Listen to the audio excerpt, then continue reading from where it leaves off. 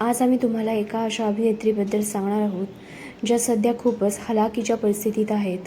त्या परिस्थितीला इतक्या वैतागल्या आहेत की त्यांनी आता शासनाने दिलेले पुरस्कार आणि मानचिन्ह परत करणार असल्याचं सांगितलं आहे.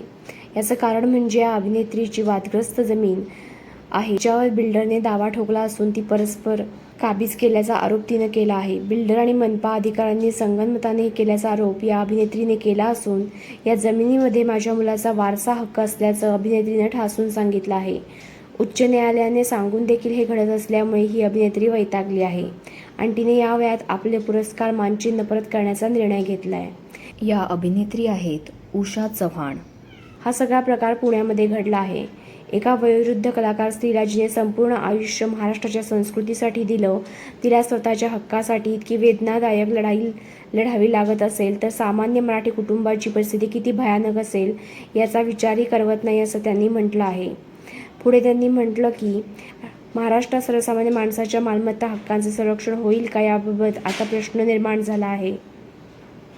कडू कुटुंबियांचा भाग नसलेल्या बिल्डर संस्थेला संपूर्ण विकास हक्क देऊन मूळ मालकांना संघर्ष करायला लावणे हे कोणत्याही न्यायप्रिय समाजाला शोभणारे नाही.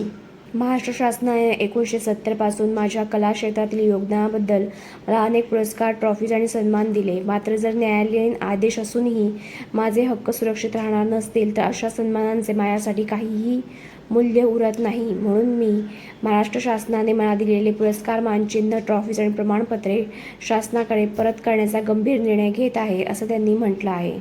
त्या संपूर्ण प्रकरणावर तुम्हाला काय वाटतं हे कमेंटमध्ये सांगा.